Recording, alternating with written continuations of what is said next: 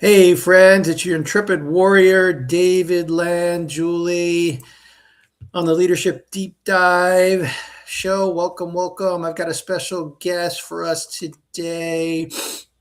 His name is Robert Kennedy III. He's a leadership communication expert, an international keynote speaker, a corporate trainer, and best selling author. And for a dozen plus years now, RK3 has spoken for and worked with some of the world's largest organizations, associations, government, and faith-based groups. His notable clients include AARP, Social Security Administration, ComScore, U.S. Coast Guard, Barnes & Noble, and a whole bunch of other folks. So welcome, welcome, welcome to the show, Robert. David, thank you so much for having me, my friend. I just love that you called yourself an intrepid warrior. Well, some people take offense at that Yeah. because warriorship, you know, we're going to have a conversation about communication. And sometimes, words have meanings. Yeah. And warrior, for some folks, can have a very negative connotation. Yeah. But in the Buddhist tradition, the warrior, the compassionate, courageous warrior is someone who sticks around to help people. And so that's why and that takes warriorship. It takes something to really be in the world and with an intention to help others. And that's the form of warriorship that I'm talking about. And of course, the intrepid part is the adventurousness. So, Yes, but that's the thank part that you. caught my attention. That's the Yeah, part yeah, and here's why it caught my attention. I grew up in New York City as a child, in Manhattan or in New York City. I lived in the Bronx, but we used to yeah. go down to visit this warship, this aircraft carrier called the Right, Intrepid in right, New York City, and now it's a museum that right. is there. So it's as a kid, I loved visiting it. Yeah, it's interesting. I didn't know that you grew up in New York City, and I Yeah. don't. When we had our pre-show introduction, I didn't share that. I was also born in New York City, in Brooklyn, and then I grew up, lived over in New Jersey, came back to New York later in life, but never made it to the aircraft carrier. Yeah, it's Of still all there, man. things. Yeah. I know. My sister lives on the Upper East Side, and I'll have to I'll have to make a trip over there on my next visit. And it's very interesting about people who grew up in New York City. I did go to the Empire State Building. I did go to the Statue of Liberty, but some people who grew up their whole lives in New York City, they never make it to these landmarks, right? Dude, I grew up there. I didn't go to the Empire State Building until about 4 years ago with my wife for our anniversary. That's great. I That's great. I went to the Statue of Liberty for field trips in Right, elementary school, but not right, to the Empire State. right, right. Well, it's a nice intro um, to our conversation or our communication about communications today, because when Yeah. we last met, we didn't communicate that we share a heritage of growing up in New York City. So Yeah.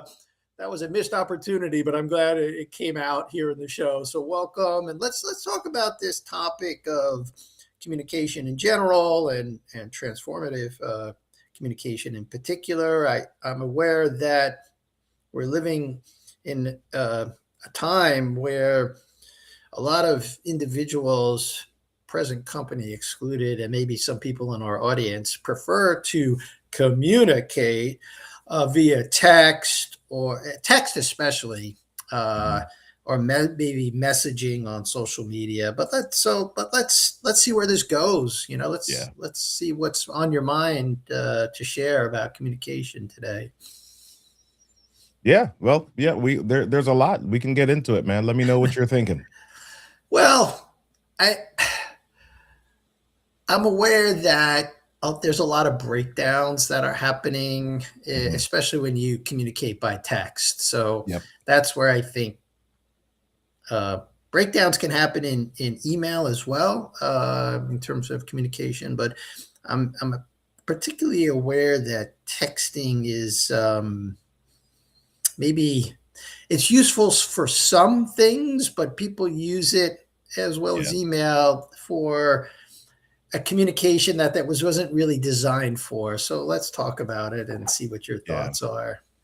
Well, there's so many different pieces of it. I think people we all have different interpretations of language and meaning. Some of that is based on our culture, some of Mhm. that is based on our generation, some of Mhm. that is based on even if we think about the locales that we live in. So, Mhm. for example, I saw this meme the other day that talked about growing up in New York City, and it was two words, you good? And they said, depending on where you grew up in New York, you good could mean a lot of different things. You good can mean, Right. hey, are you okay? You good can also mean, um, yeah, do you have a problem with me? Right. Right. you, you, so, and that's just kind of like, colloquialism. But if we think about text, we think about generations as well, where my grandmother didn't grow up with texting, and so her version of communicating via text is very different than my children.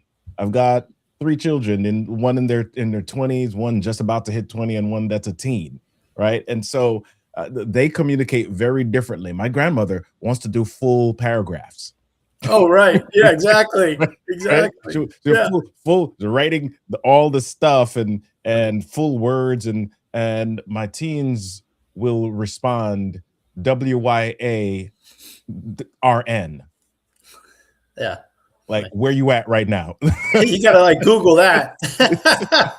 Yeah, yeah. So that's what they're saying, and then there's this combination of stuff. So, and then there are these rules that some generations may not be aware of, right? Who came up with the idea that writing in capital letters is considered yelling? Right. Not Right. everybody knows that, and some people will write an entire email or an entire text in capital letters because maybe they're excited or their caps lock got stuck, and they're just like, Right. whatever. And Right. they just kept writing, and somebody gets that text, and they're saying, "Why are you yelling at me?" Doesn't matter what was written in the text. They're saying, "Why are you yelling at me?" So there's Right. so many different nuances and rules and layers, and everybody's not always aware of what the other person's uh, schema or what Right. their rules that they've been exposed to are. And so that is why texting alone is not the most helpful form of communication unless you all have agreed prior on all of the rules of your communication. Yeah, I don't know that. I like what you're saying. There are all these differences in terms of generation, in terms of, location, in terms of context. All this would be in the realm of context. Right. And here we are, you and I, on video, having a conversation, a communication, one on one. Just we can see each other. So Mhm. there's a lot more information available in terms of facial reactions, in Yeah. terms of intonation in our voices. And a lot of that gets lost in digital text and email. So I think that's what I have become aware of. And with my own children, we have like a group family chat with my wife and my two daughters, and Yeah. there it's kind of shorthand, and we use emojis, and sometimes we'll share Yeah. pictures. But my girls know that if they want to have a substantive conversation with their father, that's related to anything really, but that's on their minds, they have to call. And Yep. then the other thing, and I've had to sort of frame it for them how I want to be communicated with. Like I will say, if I don't pick up, please leave a message. If you do not leave a message, I will not return your call because then it's Yeah. not important. But a lot of people have this assumption like, oh, I called you and they don't leave a message. And like, well, I didn't get a message, so I assumed it wasn't important. Anyway, so Yeah. there's all this kind of stuff that's going on. And I do think it's important when you're in relationship to um, share or communicate how you want to be communicated with. Yes. Yes. That's very Right. important. That's Yeah. very important. Well, and so, our um, audience consists of leaders. And so I'm curious about your view on all this, especially communication for in a context of leadership. So what's on your mind today for that?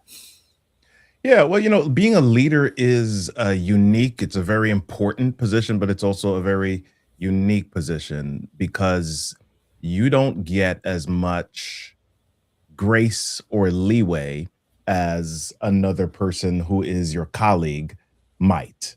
A Mhm, leader can say something and it can be, especially in this social media age, it can be chopped and diced and mhm, thrown every which way, and it can turn out to be not what you meant. And mhm, so leadership communication is can be a tenuous space for mhm. a lot of leaders. They don't want to they're nervous about what they should say and how they should say it, especially in public. And so they default to saying generic things instead of what might be authentic. And Right, so the caveat or the irony there is that man, the authentic is really what connects with right, people.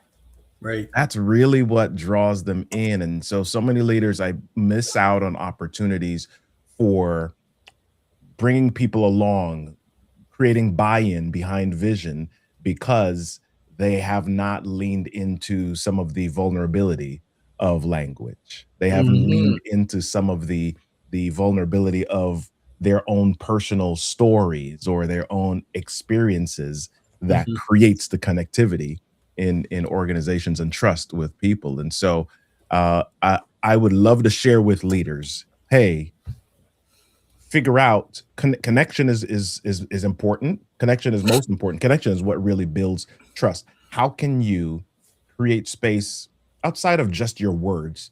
How can you create space for your experiences and the stories that create that emotional tie Yeah. between you and your audience?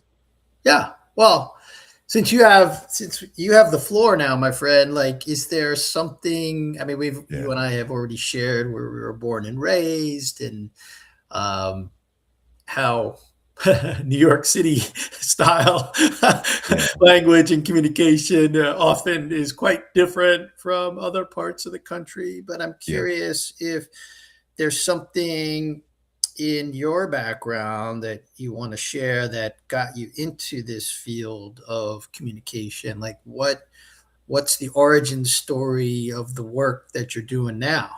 Yeah. Well, I don't know the well, that's not true. I'll share it this way. There's a story that I've told countless times. When I was a child, I grew up in New York City, but I was actually born on the island of Jamaica. Mm, And so as a child in Jamaica, we had people in our house who we called helpers, and we refer to them in the States as nannies or, maids or other people that are around. mm, Now, to have a helper, you didn't have to be rich, okay? You didn't have to have right. you didn't have to be affluent.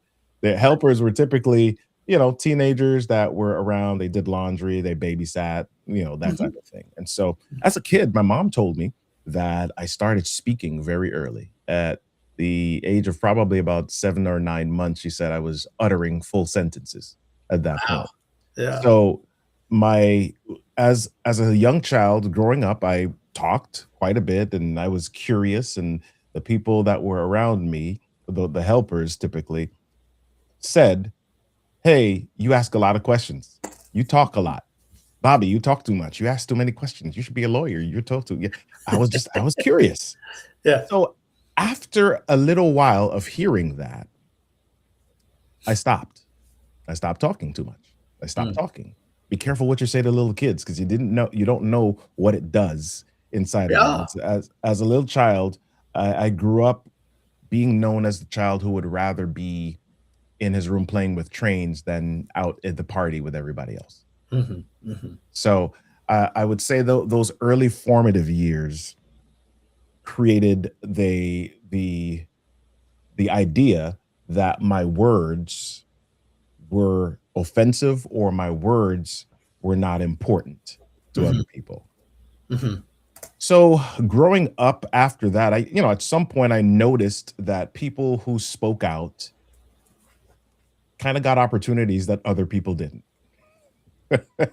Right. And I also noticed that there were people who tried to speak, but they were just not heard. Mhm, So I don't know if there was an intentional decision to go towards this field, but when I was in high school, I took a career inventory exam, and the career inventory said, "Hey, you'd be great at two fields: one, communication; the other, electrical engineering." So I went to college and I did biology.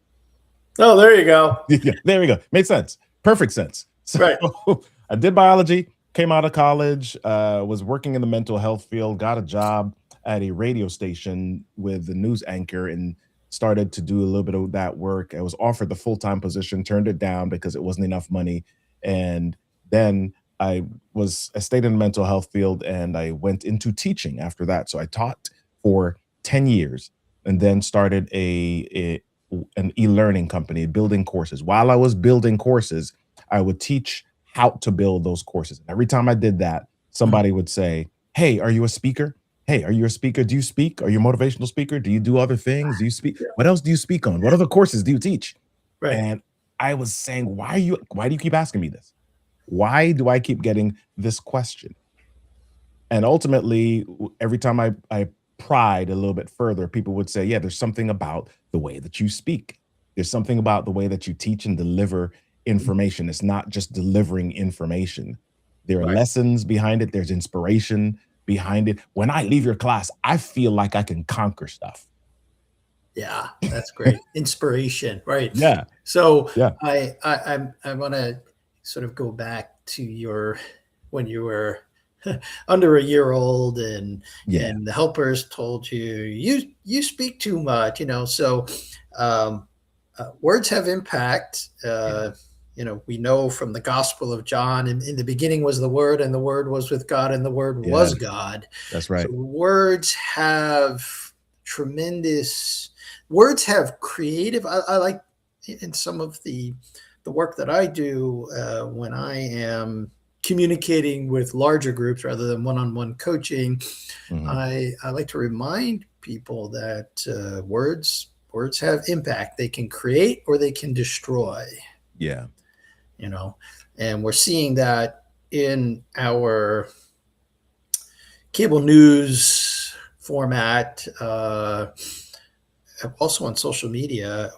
I see a lot of destructive words being used yeah. as opposed to uplifting, inspiring uh, word choices. So I'd Mhm. like to hear your thoughts on that. I know as a public speaker, you are on the inspirational side of creative and inspiring people, but I'm curious about your commentary, your thoughts on, um, it's very addictive, this social media and this cable news, and sometimes people mimic what they see or what they hear.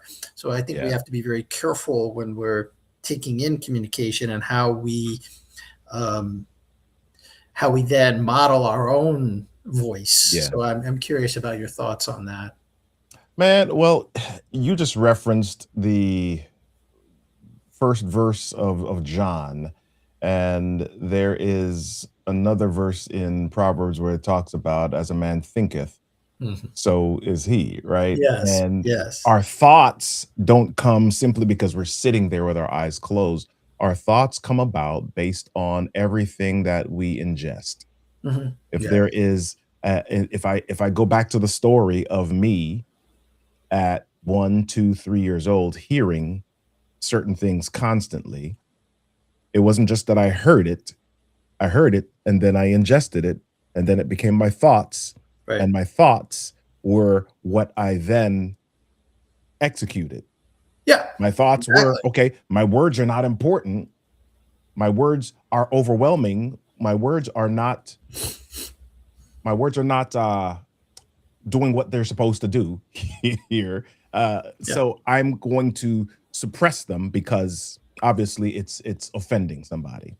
Mhm. So if I think about social media, if I think about news, if I think about what we're consuming on a regular basis, those affect your thoughts. Yeah.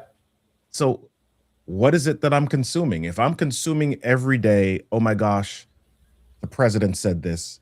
Oh, this war is happening. Oh, these people are mad. Oh, there's this reality show. There's this thing. There's this. All of that goes here. And when I think that, Yeah. It comes you back know, out. out Yeah. of the heart, the mouth speaketh. Right? So, Well, I think we have to be very careful in these days, especially um, to what we listen to. So, yeah, so the communication is a bimodal, maybe a trimodal type of thing, yeah, right? You are listening, then you are thinking, and then you are speaking. So maybe yeah, those would be the three modes. And I think we have to be careful. I do still watch the news. I think it's better, not too much, but I think it's better to read the news if you yeah, can, because then there's a little bit, it's usually more thoughtful in terms of how people are communicating their opinions when in the written form. So there's another form of communication is written communication. We talked about texting and emailing, and there's also writing, which you and I both do, and to communicate things. yeah. But you can be more discerning, I think, when you are reading as opposed to when stuff's just coming in your eyes and your ears Yeah. over a screen. Well, I wouldn't say it's just discerning. It is, so here's what happens when something is written, you have the opportunity to create the picture in your brain, Right. right? You would determine what that picture looks like. And that picture may have varying layers of danger or varying layers of just, what is the word I'm looking for? I'm losing my word right now. But it can be more, it can be exaggerated Yeah. or it can be muted depending on what you think based on what you read.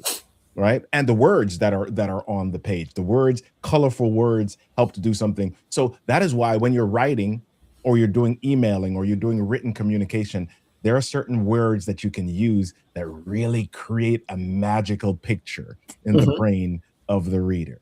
Hmm. If I am speaking or you're hearing it, you get the intonation, you get the volume, you get the energy, and so Hmm. that adds another layer to the picture.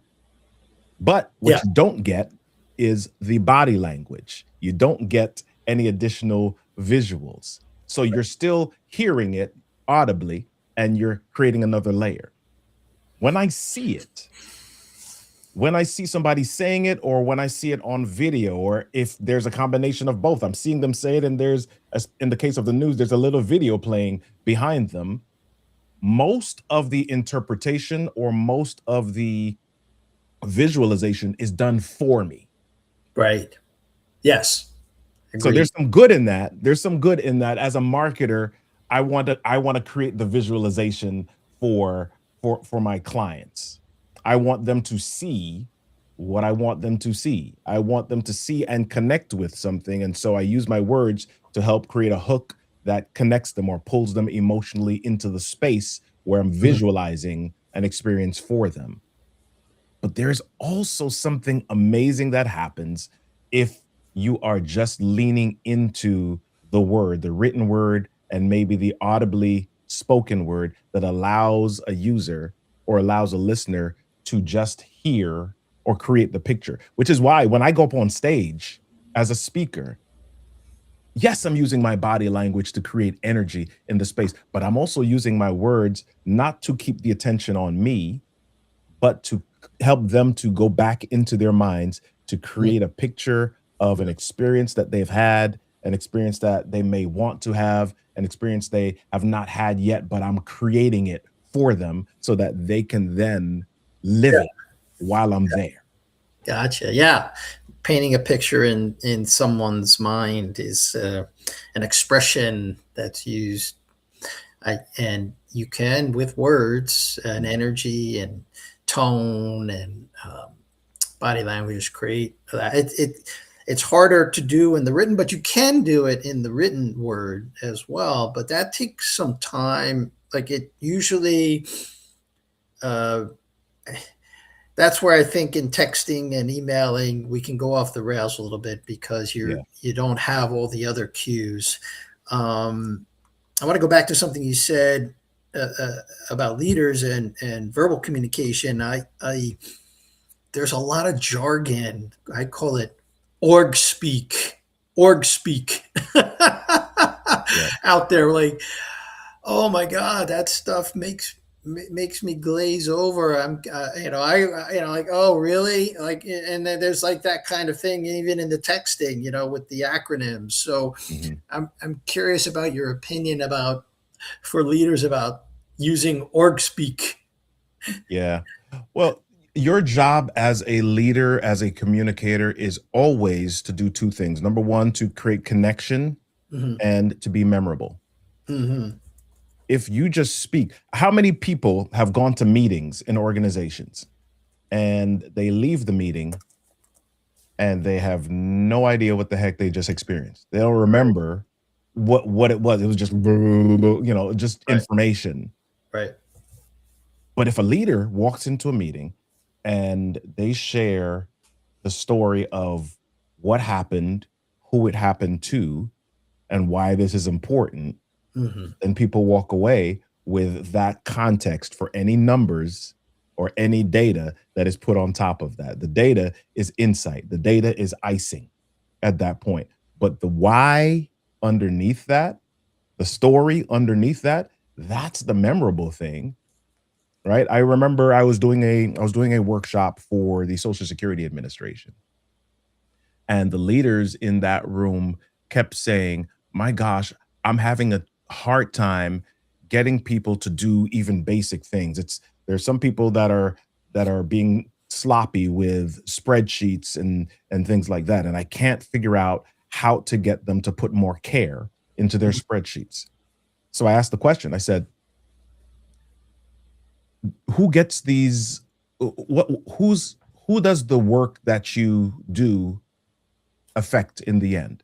And they said, well, we do a lot with Medicare and Medicaid. I said, okay, who gets Medicare and Medicaid? Well, that's, mothers, grandmothers, people over this age. Okay. Do the people in your department have mothers? Oh, yeah, they do. Okay. Do they know people? Do they have grandmothers, over the age of 65? Okay, yeah, they do. What would happen if there was a glitch in the system that prevented them from getting the Medicare or the Medicaid or the resource that they needed? Well, people wouldn't be happy. Hmm. Okay, so let me personalize this. If Well, there was a glitch in the it'd be system, more than that. That people yeah, would be, yeah, without food or without medical care. I right, mean, there's the impact, right? Hmm. right. So if it was your grandmother or Right, grandfather, right, how would you feel if that happened? And so now I can say, well, that's the importance of the spreadsheet. right. Then the spreadsheet is this piece in the process that if we don't care about it, here's who it ultimately impacts. Yeah, that's great. So you help that leader personalize the Yep. importance of and the care that's in having accurate spreadsheets. And I want to go a little bit riff on that because there is no such thing, in my opinion. There's no such thing. See, that's another thing in communication. You get to have opinions, and Yeah. I like to preface something with like, well, this is my opinion Mhm. because I'm not making a statement of fact, but like my opinion is that there is no such thing as perfect communications. or Yeah. communication. So that's an opinion. And um, I think because of some of the things we shared about earlier, it's not only how you express whatever it is you're trying to express, it's also how it's received. Yeah. And you have no control over how it's received. Whatever you only can control the words that you use. And I'm curious about your because I've said some things that have been taken the wrong way. It's just going to happen, Mhm. and it's. I think again, my opinion is it's where are you coming from in your communication? What is your intention?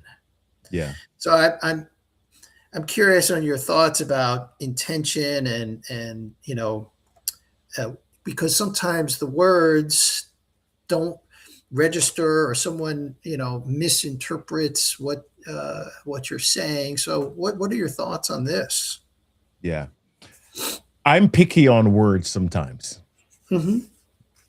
Not sometimes. I'm picky on words a lot. Mm-hmm. Okay, yeah, that's important. Yeah. As a leader, I believe the words that you say bring people down a path, and the words that you say create thoughts or Mm-hmm. create connection with them. I'll push back on the term in my opinion just a little bit. When I hear the term in my opinion, it pushes away any external and it just says, listen, this I just think this. You may not think it, nobody else thinks it. If I'm the leader of an organization and I say, well, in my opinion, I think we should go this way. You know, my response as a person in the audience is, okay, well, that's your opinion, Mm-hmm. right? But as an organization, okay, my computer glitched here for a second. But All right, you're back. as a leader, I want to create conviction Mm-hmm. rather than an opinion. An opinion, it kind of puts it in the op-ed status. But as a leader, if I want people to follow, I'm going to say, I strongly believe this is direction. This is the Mm-hmm. direction for the organization. Mm-hmm. Yeah, I Because like when I that. say I believe, people are saying, okay, this person is passionate, this person is convicted about the direction and the idea that they're sharing. And so the languaging of that for me really is what creates the intention and the follow. Gotcha. Yeah, no, I like that. I do. I think it's a bit stronger. I preface things as I did with you. That Mhm. was real time in Yeah, that this is it's less convicted than I believe, or yeah, sometimes I'll say my sense is, and I want to ask you about that because yeah. I, like you, was educated in science and engineering at the university level.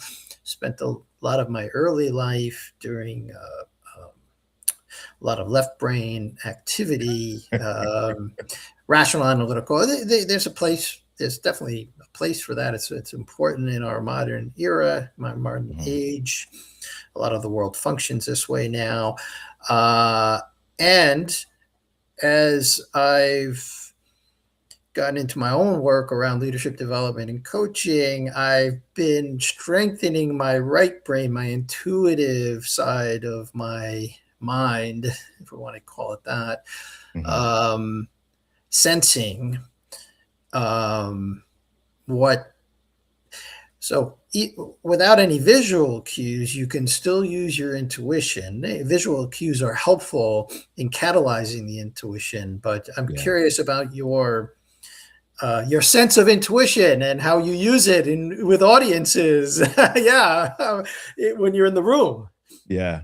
That's hard to teach, man. It is. I don't know if there is a class on intuition. I do believe that repetition creates confidence. Repetition helps you to be able to do things a bit better. The more that I'm in front of an audience, the more that I'm in front of the audience and looking for specific things. If there's somebody that teaches me that says, "Hey, if you're standing in front of the audience, look for the person that's smiling." Okay, cool. So I continue and I look for the person that's smiling. If you're in front of an audience, look for how many people are on their cell phones when you're Mm, speaking, right? Look for these signs. The more that I do that, the more it becomes a bit natural for me right, to do that. right. And so, yeah, there may be milestones or triggers or benchmarks or things that you can indicators that you can look for that really strengthen what may be your gut instinct. But man, there's some people that just seem to have a natural instinct, the natural Yeah, inkling for operating via their gut. And I believe that we all have different gifts, right? We yeah, were talking about Bible earlier. I believe we all have different spiritual gifts, which gives us different levels of expertise or talent in yeah. certain areas. And so, yeah, there's some people that just have a natural gut instinct for certain leadership capabilities Yeah. or experiences. But I don't know how to teach that. It well, yeah, that's good. My sense is, I believe that Yeah. we all have this capacity, and you can strengthen it by Mhm. using it through repetition. So I like Yeah. what you're saying there. It's not. It's something that probably about when I got on this path, I started strengthening my intuition, and it's Yeah. about listening. We call it we call it listening at level three. Like level one is listening to the words people Yeah. say. Level two is sort of all the visual cues, but level three is that energy that's you it's listening deeply to your own intuition, sensing what's happening in the room, how something lands even though no words are being spoken. So I think that's an important part of communication. When you're in front of audiences, you get a sense of what the energy of the Yeah. room is and what's required in that moment. It's not just the visual cues. That's a level two thing. Like you're scanning the audience, you're seeing who's smiling, you're seeing who's nodding, you're seeing who's bored out of their minds. But there's something, as you say, about having done this for so many years as you have. There's something that comes to you uh, uh, in a way that you know how to shift in Yeah. that moment. And that does take practice and trial and error. In other words, you might be sensing. Here's what I say to clients about intuition is there's no right or wrong with intuition. There's just intuition. And Yeah. you have a feeling, you have a sense, you blurt something out to test. If you blurt out some words, this Mhm. is where people refrain. This is where people withhold. They're having and I've seen this in groups. Um, People will have something that comes up in a conversation, but they will withhold. This is actually one of the most um, challenging thing I think that individuals have is should I share or should I withhold? This is and Yeah. I tend to encourage people to share, to blurt whatever their intuition is telling them, but not be attached to it being right or wrong. Yeah. Yeah. Yeah. Yeah, Yeah, and I love that you said the attachment to right or wrong, because the reason that a lot of people don't share is because they've already created a story about how it will be received in the space. right. Right? And part of the reason they've created that story is because they've gone through an experience where either they've seen somebody else say something and nobody responds, or they were in a room and they shared something and everybody just kind of gave them the polite nod. And Mhm. then somebody else behind them said something and everybody's like, "Oh yeah, that was great." And you're like, "Dude, didn't I just said that? What Yeah. how come David got the yay and the applause and I just got the polite nods?" Or they'll say something and they will get criticized for it. I mean, this is Yep. sort of part of what happened to me growing up. I had some teachers, role models. Your Yeah. teachers, who were quite harsh and critical in their response to either my work or my speech, Yeah. and that was very difficult for me to overcome as an adult. But thankfully, I'm still willing to put my words out into the world and Yeah. be criticized for it and not take it personally. That takes courage, my friend.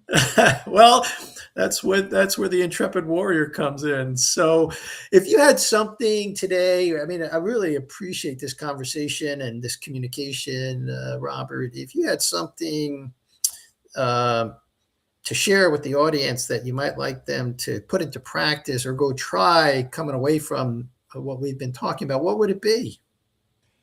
Well, we didn't dive into this deeply, but I want audience members to capture their own stories. Mm, Here's why I share that. Too often, we there's information, there are experiences that we go through in the day that would be helpful to somebody else, would create connection with somebody else, but we cannot pull it up because we haven't captured it. This mhm, great book called Storyworthy by a guy named Matthew Dix. And mhm, in that book, he has this practice. At the end of each day, he writes down 5 things that happened that day. Doesn't matter what it is. I went to the gas station, I put gas in my car. I went to the supermarket. My wife sent me to get one thing, and I got five. It doesn't really matter what it is. Writes down mhm, 5 things, draws a line, and on the right side, he says, "What did I learn from that experience? Or what's a lesson that I could take from that experience?" mhm, mhm, And the more that you're intentional about that, you will see that life is so rich with experiences and learning.